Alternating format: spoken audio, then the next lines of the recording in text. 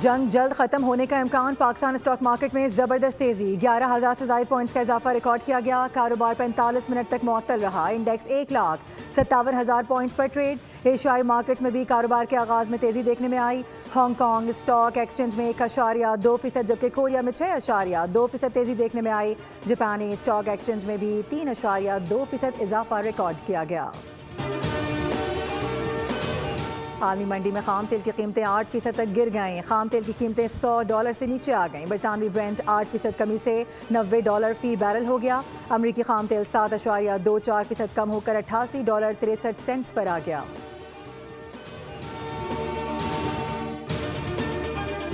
ایران کے خلاف جنگ خاتمے کے قریب ہے، اگر فوجی طاقت کے اعتبار سے دیکھا جائے تو ایران کے پاس اب کچھ بھی باقی نہیں رہا۔ امریکی ٹی وی سے گفتگو میں صدر ٹرمپ نے کہا کہ ایران کی فوجی صلاحیت کو شدید نقصان پہنچایا ہے، ایران کے پاس نہ بحریہ مؤثر رہی، نہ مواصلاتی نظام اور نہ ہی فضائیہ فعال ہے۔ دعویٰ کر دیا کہ ایران کے میزائل تباہ ہو چکے ہیں، ان کے ڈرونز کو تباہ کیا جا رہا ہے، ڈرون بنانے کی تنصیبات کو بھی نشانہ بنایا گیا ہے۔ امریکہ نے ابتدا میں اندازہ لگایا تھا کہ یہ جنگ 4 یا 5 ہفتے جاری رہے گی، مگر امریکہ اپنے وقت سے کافی آگے چل رہا ہے، ایران کے خلاف جنگ خاتمے کے قریب ہے، ہم آپریشن نہ کرتے تو ایران 2 ہفتوں میں ایٹم بم حاصل کر لیتا، ایران کے پاس ایٹم بم آ جاتا تو یہ مشکل صورتحال ہو جاتی۔ پاسداران انقلاب نے امریکی صدر کا بیان مضحکہ خیز قرار دے دیا، کہا جنگ کب ختم ہوگی یہ اب ہم طے کریں گے، خطے میں سب محفوظ ہوں گے یا پھر کوئی نہیں ہوگا۔ ترجمان نے خبردار کیا ہے کہ حملے جاری رہے تو خطے سے تیل برآمد نہیں ہونے دیں گے، خطے میں تمام امریکی فوجی ڈھانچے کو تباہ کر دیا گیا ہے، امریکہ اور ایران کے خلاف جنگ جاری رکھیں گے۔ پاسداران انقلاب نے آپریشن وعدہ صادق 4 کی 33ویں لہر لبیک یا خامنائی کا آغاز کر دیا۔ امریکہ اور اسرائیل کے ایران پر حملے 12ویں روز بھی جاری، تہران، اصفہان، تبریز اور گھارک میں دھماکوں کی گونج، یک کے بعد دیگرے دھماکوں کے باعث دفاتر کی کھڑکیاں اور دروازے لرز اٹھے۔ گورنر اصفہان کا دفتر یونیسکو کی عالمی ثقافتی ورثے اور قدیم شاہی محل بھی نشانہ بنایا گیا۔ اصفہان میں دھماکے ایران کی نیوکلیئر سائٹس کے قریب ہوئے ہیں۔ بین الاقوامی ایٹمی ایجنسی نے دعویٰ کیا ہے کہ ایران میں افزودہ یورینیم کے ذخائر محفوظ ہیں۔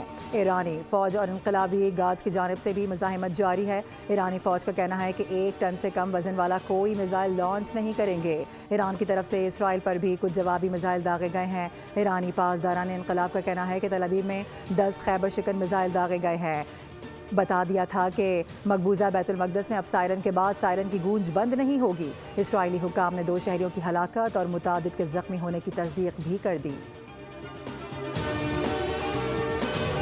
ایران کے اسرائیل پر میزائل حملے میں اسرائیلی وزیراعظم نیتن یاہو کا بھائی مارا گیا۔ سابق امریکی انسپیکٹر اسکاٹ رٹر نے بڑا دعویٰ کر دیا کہ نیتن یاہو کے گھر کو نشانہ بنایا گیا ہے۔ اسکاٹ رٹر کے مطابق حملے میں اسرائیلی وزیر اتمار بن گویر کے گھر کو بھی نشانہ بنایا گیا تھا، جس میں وہ شدید زخمی ہوا اور اس کا بچنا بھی مشکل ہے۔ میزبان نے تنزیہ کہا کہ بی بی سی دعویٰ کر رہا ہے کہ وہ کار حادثے میں مرا ہے۔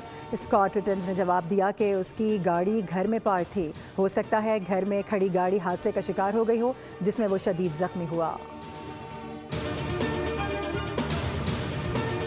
افغانستان سے دہشت گردی دنیا بھر کی امن و سلامتی کے لیے خطرہ ہیں، طالبان رجیم نے دہشت گردوں کو پناہ دے رکھی ہے۔ پاکستانی مندوب عاصم افتخار کا خطاب، کہا کہ افغانستان سے آنے والے دہشت گردوں نے پاکستان میں معصوم لوگوں کو قتل کیا۔ 26 فروری کو طالبان رجیم نے پاکستان پر بلا جواز اٹیک کیا، پاکستان نے جوابی کارروائی کرتے ہوئے دشمن فورس اور دہشت گردوں کو نشانہ بنایا۔ افغانستان میں کالا دم، ٹی ٹی پی سمیت دہشت گردوں کی پناہ گاہیں ہیں۔ پاکستان محفوظ اور پرامن افغانستان چاہتا ہے، دوحہ معاہدے پر عمل درآمد آگے بڑھنے کا راستہ ہے۔ امریکہ نے افغانستان کو ناجائز گرفتاریوں کی سرپرست ریاست قرار دے دیا۔ امریکی وزیر خارجہ مارکو روبیو نے مطالبہ کیا ہے کہ افغانستان تمام امریکی قیدیوں کو فوری رہا کر دے، کہا کہ طالبان پالیسی مراعات حاصل کرنے کے لیے دہشت گردی کے حربے استعمال کر رہے ہیں، طالبان کا دباؤ موجودہ انتظامیہ پر کام نہیں کرے گا، افغانستان میں غیر قانونی طور پر نظر بند اور زیر حراست افراد کو رہا کرنا ہوگا۔ پاکستان میں 5G ٹیکنالوجی کی راہ ہموار، اسلام آباد میں 5G اسپیکٹرم کی نیلامی کی تقریب، وفاقی وزیر خزانہ نے کہا کہ IT سیکٹر کے لیے آج انتہائی اہم دن ہے، ملک کی معیشت کو مستحکم کرنے کے لیے اقدامات کر رہے ہیں، علاقائی صورتحال کے پیش نظر توانائی کی بچت کے لیے اقدامات کیے گئے ہیں۔ شیدا فاطمہ نے کہا کہ جدید دور میں IT کی بڑی اہمیت ہے، پاکستان کی معیشت کی بنیاد انٹرنیٹ ہے، جدید انٹرنیٹ کی سہولت ہر ایک کی ضرورت ہے۔ اور وزیر اعظم نے خطے کی کشیدہ صورتحال کے باعث کفایت شعاری اقدامات کا اعلان کر دیا۔ سرکاری اور نجی دفاتر میں ہفتے میں 3 چھٹیاں، 50% عملے کو ورک فرام ہوم، اسکولز میں 2 ہفتوں کی تعطیلات کا اعلان۔ وزیر اعظم شہباز شریف نے قوم سے خطاب میں کہا کہ 2 ماہ کے لیے سرکاری گاڑیوں کے ایندھن میں 50% کمی جبکہ 60% سرکاری گاڑیاں گراؤنڈ کی جا رہی ہیں۔ کابینہ کے تمام ارکان، وزراء، مشیر رضاکارانہ طور پر 2 ماہ کی تنخواہیں نہیں لے رہے۔ ارکان پارلیمنٹ کی تنخواہوں میں بھی 25% کٹوتی کی جا رہی ہے۔ گورنر، سرکاری افسران، مشیران اور وفاقی و صوبائی وزراء کے بیرون ممالک دوروں پر پابندی عائد کر دی گئی ہے۔ حکومت نے حالیہ دنوں تیل کی قیمتوں میں اضافہ دل پر پتھر رکھ کر کیا۔ آنے والے دنوں میں پیٹرول مزید مہنگا کریں گے۔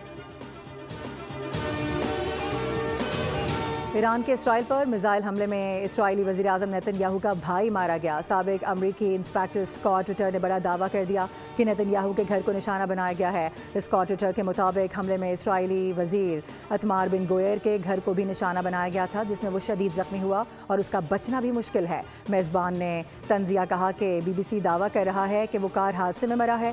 اسکاٹ ریٹرز نے جواب دیا کہ اس کی گاڑی گھر میں پارک تھی، ہو سکتا ہے گھر میں کھڑی گاڑی حادثے کا شکار ہو گئی ہو جس میں وہ شدید زخمی ہوا۔ افغانستان سے دہشت گردی دنیا بھر کی امن و سلامتی کے لیے خطرہ ہیں۔ طالبان رجیم نے دہشت گردوں کو پناہ دے رکھی ہے۔ پاکستانی مندوب عاصم افتخار کا خطاب، کہا کہ افغانستان سے آنے والے دہشت گردوں نے پاکستان میں معصوم لوگوں کو قتل کیا۔ 26 فروری کو طالبان رجیم نے پاکستان پر بلا جواز اٹیک کیا۔ پاکستان نے جوابی کارروائی کرتے ہوئے دشمن فورس اور دہشت گردوں کو نشانہ بنایا۔ افغانستان میں کالا دم، TTP سمیت دہشت گردوں کی پناہ گاہیں ہیں۔ پاکستان محفوظ اور پرامن افغانستان چاہتا ہے۔ دوحہ معاہدے پر عمل درآمد آگے بڑھنے کا راستہ ہے۔ امریکہ نے افغانستان کو ناجائز گرفتاریوں کی سرپرست ریاست قرار دے دیا۔ امریکی وزیر خارجہ مارکو روبیو نے مطالبہ کیا ہے کہ افغانستان تمام امریکی قیدیوں کو فوری رہا کر دے۔ کہا کہ طالبان پالیسی مراعات حاصل کرنے کے لیے دہشت گردی کے حربے استعمال کر رہے ہیں۔ طالبان کا دباؤ موجودہ انتظامیہ پر کام نہیں کرے گا۔ افغانستان میں غیر قانونی طور پر نظر بند اور زیر حراست افراد کو رہا کرنا ہوگا۔ پاکستان میں 5G ٹیکنالوجی کی راہ ہموار۔ اسلام آباد میں 5G اسپیکٹرم کی نیلامی کی تقریب۔ وفاقی وزیر خزانہ نے کہا کہ IT سیکٹر کے لیے آج انتہائی اہم دن ہے۔ ملک کی معیشت کو مستحکم کرنے کے لیے اقدامات کر رہے ہیں۔ علاقائی صورتحال کے پیش نظر توانائی کی بچت کے لیے اقدامات کیے گئے ہیں۔ شدا فاطمہ نے کہا کہ جدید دور میں IT کی بڑی اہمیت ہے۔ پاکستان کی معیشت کی بنیاد انٹرنیٹ ہے۔ جدید انٹرنیٹ کی سہولت ہر ایک کی ضرورت ہے۔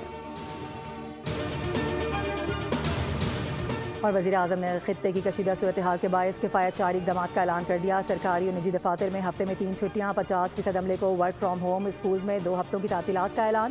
وزیر اعظم شہباز شریف نے قوم سے خطاب میں کہا کہ 2 ماہ کے لیے سرکاری گاڑیوں کے ایندھن میں 50% کمی جبکہ 60% سرکاری گاڑیاں گراؤنڈ کی جا رہی ہیں۔ کابینہ کے تمام ارکان، وزراء، مشیر رضاکارانہ طور پر 2 ماہ کی تنخواہیں نہیں لے رہے۔ ارکان پارلیمنٹ کی تنخواہوں میں بھی 25% کٹوتی کی جا رہی ہے۔ گورنر، سرکاری افسران، مشیران اور وفاقی و صوبائی وزراء کے بیرون ممالک دوروں پر پابندی عائد کر دی گئی ہے۔ حکومت نے حالیہ دنوں تیل کی قیمتوں میں اضافہ دل پر پتھر رکھ کر کیا۔ آنے والے دنوں میں پیٹرول مزید مہنگا کریں گے۔